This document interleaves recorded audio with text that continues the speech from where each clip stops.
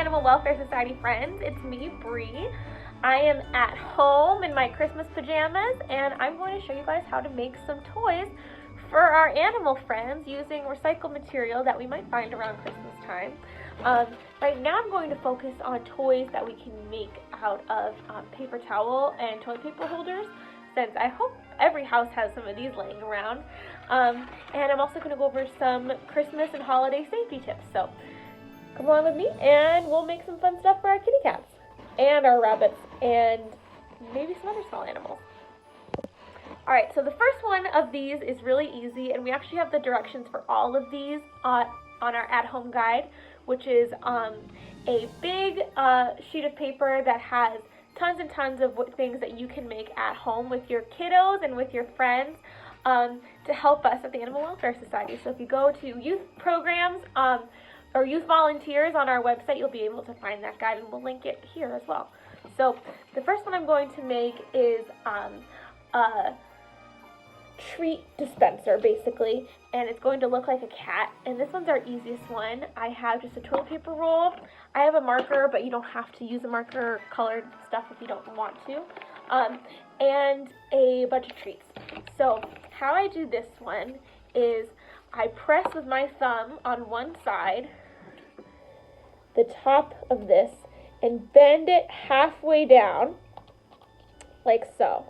Okay, so take your thumbs up, you take the side, you press with your thumb and bend the cardboard halfway down, and once you do it to both sides, you will have a closed top.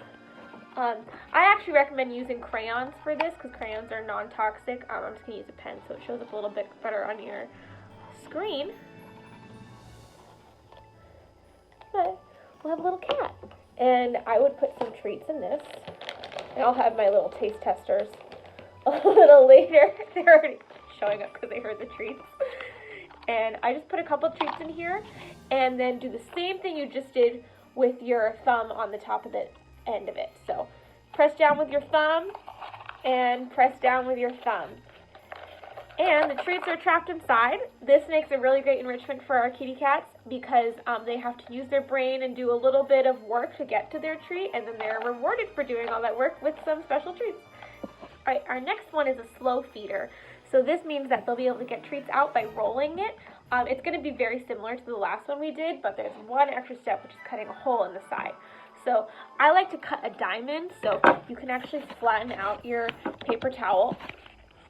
Okay, and I would cut just a little triangle on the end. Just make sure it's big enough for the treats that you have to get out of the container. And I'll cut see my little triangle I'm cutting out. And it is a little tricky to do this with kid scissors, so parents, I think the best and easiest thing to do is have some grown-up scissors or some nice kid scissors and do this with parent supervision. So see, I cut a hole. Once I unfold it, it turns into like a little diamond shape, and then I do the exact same process I did with my last one. So I'm going to press my thumb down, press my thumb down, press my thumb down, and press my thumb down. And there, we have a little slow feeder. So you put the treats inside, the cat will have to bat it around, use their brain again to get the treats out, and get rewarded with something special like their favorite treats. So that's our second one. Alright, our next one's a little more challenging. This is actually for rabbits, which I think is really cool. So we're going to be doing, making a cardboard ball, and usually we'd use hay for this. I don't happen to have any hay at home, but you'll get the picture. So for this, we're not going to be doing any folding. We are going to be cutting strips.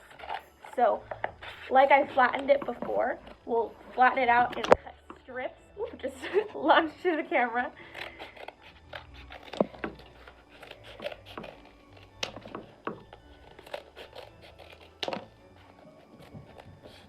Oh, hi Mickey.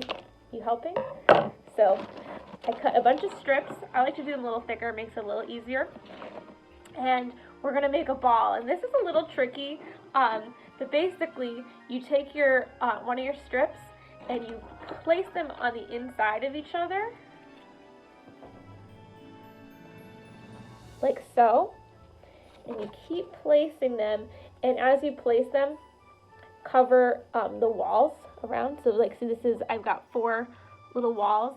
So the next one I would want to do kind of diagonally across and place it on the next wall. Ooh, are you helping? Very good, Mickey. Same thing again. Ooh, Mickey, you're messing with my tutorial, sir.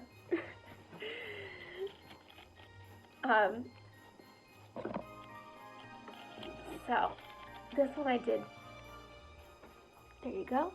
And it holds together a little better when you have hay inside of it, but you put the hay inside of it and let the rabbits or whoever small critters that eat hay that you have at home pull it apart, and they have a lot of fun with it because they can roll it, and again they're rewarded with something they like, a treat. And then the last one, which is very similar to one we already did, is you can fill this with hay and treats for your animal. So I would actually put the hay and treats in first, and then use your thumb on the sides to shut it, and you can let the rabbits and other small critters that eat hay open it up. I've even seen some people use a hole puncher in the middle, and they'll suspend it in the top of their cage so that it's hanging, so they kind of have like almost like a little punching bag or swing to catch the treats with. So there we go. There's our 4. So we have our slow feeder, our kitty feeder, imagine that there's hay in these ones, our hay ball, and our hay container. So yeah, you can make these with your animal, for your animals at home, with recycled material that you all have. So I love making things out of recycled material, and I find that my pets like those toys the best. So look around online and you can find lots more ideas, or you can peek at our at-home guide, and there's lots of ways that you can make toys for your pets. Alright, I did want to go over a couple safety things that we need to be mindful of around the holidays with our pets, specifically about our packaging that we use and our decorations we use around the holidays. Now, I'm going to bring out one of the biggest offenders, tinsel. Now, a lot of us have this on our trees. We have it on our mantles. We use our house to decorate it, and this can be a little bit dangerous sometimes. So I want you to be mindful of your cats. If your cats are into playing with this, make sure it's somewhere up high that they can't get to it, or if they're really tricky cats like my cats, I don't use this to decorate at all. The problem is that they can swallow these pieces, and they can actually get stuck in their stomachs, and it could require them need some veterinary help. And we don't want that, especially around the holidays. So tinsel, I say either put it up high or avoid using it entirely. Another safety one, and I don't have an actual ribbon to show you, but a lot of us, when we think of cats, we think of how much fun it is for them to play with ribbon, and there's some ribbon that's totally safe and fine for them to play with. But you know that really thin plastic ribbon that goes around presents a lot? That can be very dangerous. Mickey's jumping around the house. That can be very dangerous for the same reason that tinsel is. They can swallow it. It can get wrapped up in their stomach and in their intestines, and it might even need an operation to get it out. So I don't use it at all. If you see it under your tree, maybe put those up higher, or maybe parents take those ribbons off if you have kitty cats around that might like to chew it. And the last one we have, which I don't have real, but I do have fake, is poinsettias. Poinsettias and lilies are actually both very toxic to cats if they eat, and they're often used to decorate around the holidays. So whenever you bring a plant into the house, do your research and be mindful that some plants can be very dangerous to our cats and our other animal friends. We want to make sure that we don't have those around the cats, or if we do have them in the home, keep them in a place that is not accessible to cats. And that's all I have for today.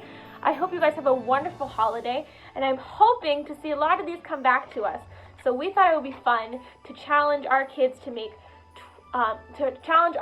bring in 21 of these total. So I'd love to see 21 of these balls, 21 of these for our rabbits, 21 slow feeders, and 21 cardboard cat treat holders.